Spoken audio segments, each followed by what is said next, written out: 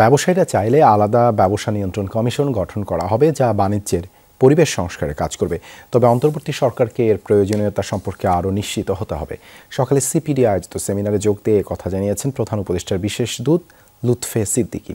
এ সময় ব্যবসায়ী নেতারা বলেন, এবার রাজনীতি সংস্কার না হলে আগামীতে অর্থনীতি নিয়ে বিপদ বাড়বে। শ্রীলঙ্কা আবারও রপ্তানিতে শীর্ষে। অর্থনীতির সংকটকে উত্তরাধিকার সূত্রে পেয়েছে অন্তর্বর্তী সরকার। এরপর থেকেই আর্থিক খাতে দুর্নীতি, অর্থপাচার ও রিজার্ভ সংকট নিয়ে আলোচনা হয়েছে একের পর এক।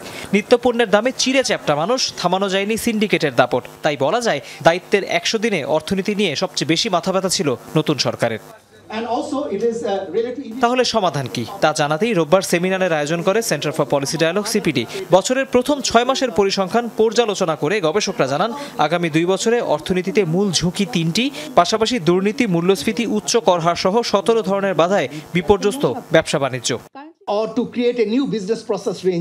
চলতি বছরের শুরু থেকে বাংলাদেশের অর্থনীতি নানা চাপে আছে। যতটুকু পরিসংখ্যান আমরা পেয়েছি তাতে দেখা যাচ্ছে মূল্যস্ফীতি নিয়ে বিপদ সবচেয়ে বেশি।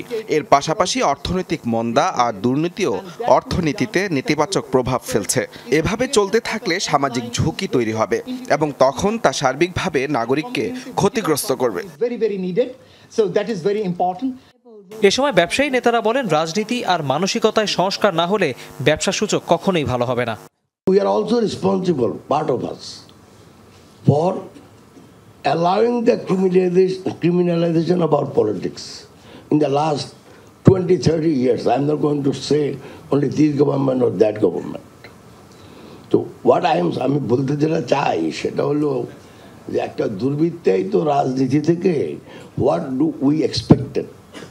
Nothing more than what happened already. এ সময় প্রধান উপদেষ্টার বিশেষ দূত লুৎফে সিদ্দিকী বলেন, বাংলাদেশে এখনো আর্থিক খাতে সংস্কার নিয়ে কথা বলা দুঃখজনক। তারপরও অন্তর্বর্তী সরকার ব্যবসায় শৃঙ্খলা ফেরাতে মরিয়া।